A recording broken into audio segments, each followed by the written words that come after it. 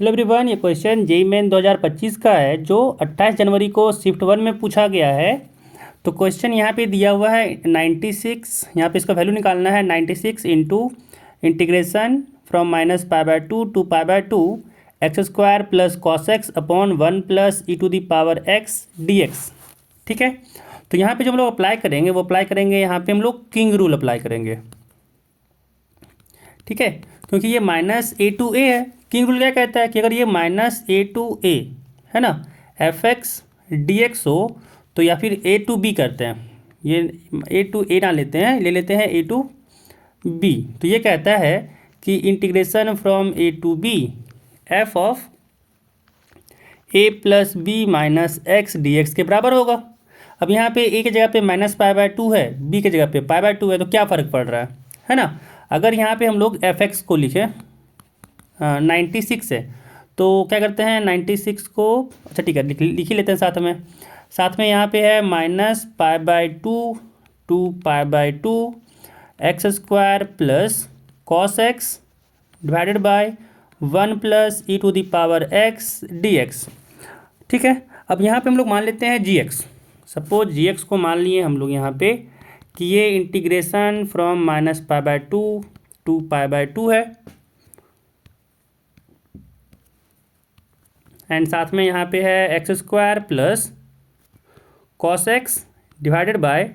1 plus E to the power x D x. ठीक है, अब यहाँ पे हम लोग किंग रूल अप्लाई करेंगे। तो किंग रूल से क्या आ जाएगा, यहाँ पे अगेन अगर हम लोग यहाँ पे किंग रूल अप्लाई करें है ना, तो क्या हो जाएगा, जी एक्स सी रहेगा इधर,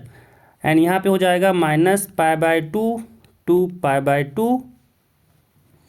यहाँ पे क्या हो जाएगा, π/2 -π/2, तो यहाँ पे तो कोई फ़र्क नहीं पड़ेगा क्योंकि π/2 -π/2 साथ में होगा -x, तो ये कट जाएगा, एंड -x का स्क्वायर तो एक्स स्क्वायर ही रहेगा, प्लस कॉस एक्स है, यहाँ पे भी कोई फ़र्क नहीं पड़ेगा क्योंकि cos of -x cos x ही होता है, तो यहाँ पे भी आ गया cos x divided by, but यहाँ पे फ़र्क पड़ेगा, क्या आ जाएगा 1 plus E to the power -x बचेगा साथ में dx, एंड यहाँ से आ जाएगा -π/2 टू π/2। यहाँ पे अगर देखें तो ई टू दी पावर -x को हम लोग 1/e⁻x लिख सकते हैं, तो यहाँ से आ गया x square plus cos x divided bye, यहाँ पे आ जाएगा 1 प्लस 1/e⁻x, एंड जब यहाँ पे एलसीएम लिए तो 1 प्लस 1/e⁻x का जब एलसीएम लिए तो यहाँ पे e⁻x आएगा और ऊपर आ जाएगा e⁻x प्लस 1। तो यहाँ पे इसकी जगह पे क्या करते हैं ना, पूरा को एलसीएम लेके ही लिख देते हैं, तो यहाँ से आ जाएगा e⁻x प्लस 1/e⁻x, और फिर ये e⁻x को न्यूमरेटर में ले जाते हैं, तो यहाँ पे क्या बचा, यहाँ पे हम लोग का आ गया e⁻x into x square plus cos x upon e⁻x plus 1। अब यहाँ पे इसको इक्वेशन 1 कहते हैं, एंड इसको यहाँ पे कहते हैं इक्वेशन 2। तो जब हम लोग 1 में 2 को ऐड किए, जब 1 में 2 को ऐड किए तो लेफ्ट हैंड साइड में 2gx हो गया, लेफ्ट हैंड साइड में 2gx आ गया, is equal to,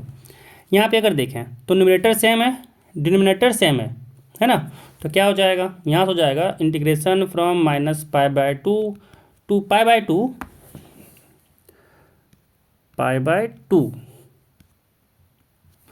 E to the power x and 1 plus cos x, एक सेकेंड, एक्स स्क्वायर था, सॉरी 1 प्लस नहीं था, एक्स स्क्वायर था,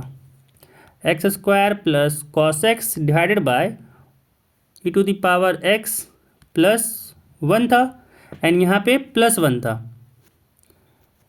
यहाँ पे अगर देखें तो क्या है, X square plus cos x upon 1 plus E to the power X है, तो अगर हम लोग यहाँ पे पूरी एक्स स्क्वायर प्लस 1 को कॉमन ले लें, x square plus cos x को अगर हम लोग कॉमन ले लिए तो यहाँ पे e to the power x plus 1 बचेगा, एंड न्यूमरेटर और डिनोमिनेटर तो सेम चीज़ आ गया, यानी यहाँ पे जी एक्स इक्वल टू आ गया 1/2 -π/2 to π/2 x square plus cos x साथ में डी एक्स। अब यहाँ पे अगर देखें तो x square plus cos x जो है वो यहाँ पे इवन फंक्शन होता है, और हम लोग जानते हैं ना कि अगर इवन फंक्शन हो ऐसे minus A to A F X D X, ये अगर एफ एक्स इवन फंक्शन होता है तो इसका इंटीग्रेशन हो जाता है 2 टाइम्स, इसका इंटीग्रेशन हो जाता है 2 times integration from 0 to A F X D X, अगर ये एफ एक्स इवन फंक्शन होता है। और अगर ऑड फंक्शन होता है तो हो जाता है 0 if F x is odd. तो यहाँ पे अगर देखें तो x square plus cos x even function है तो यहाँ पे 2 टाइम्स हो जाएगा, यानी यहाँ पे आ जाएगा 1/2 इंटू 2 इंटीग्रेशन फ्रॉम 0 टू π/2, और यहाँ पे आ गया x square plus cos x साथ में डी एक्स। अब 2 से 2 कट गया। अब यहाँ पे इंटीग्रेशन तो काफ़ी इजीली हो गया कि x³/3 हो जाएगा एक्स स्क्वायर का इंटीग्रेशन, और कॉस एक्स का इंटीग्रेशन हो जाएगा sine x. Limit is from 0 to π/2, and जैसे ही लिमिट पुट किए यहाँ पे आ गया π/2 का क्यूब, फिर साथ में 1/3 तो मल्टीप्लिकेशन में है, फिर प्लस साइन π/2,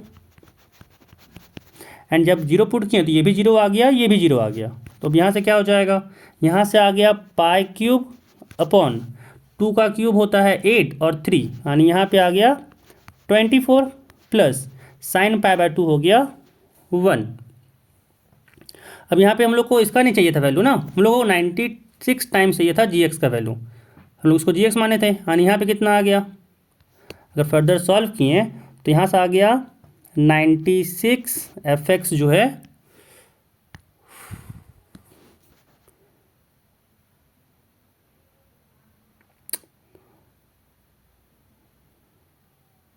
यहाँ पे जैसे एफ एक्स माने थे हम लोग, तो यहाँ से एफ एक्स आ गया है हम लोग को 96 इंटू, है ना, साथ में जो हम लोग को यहाँ पे वैल्यू निकाले थे क्या था, π³/24 प्लस 1, π³/24 प्लस 1, एंड जब इसको मल्टीप्लाई किए तो 96/24, तो यहाँ से आ गया 4 π³ प्लस 96। अब अगर हम लोग कंपेयर किए तो π³ के साथ वाले को अल्फ़ा कहा गया है, यानी अल्फ़ा यहाँ पे है 4, एंड जो यहाँ पे कांस्टेंट टर्म बीटा है वो 96 है,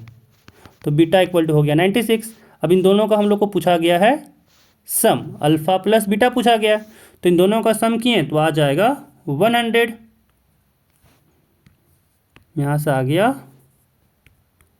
100, तो इसका आंसर हो जाएगा 100।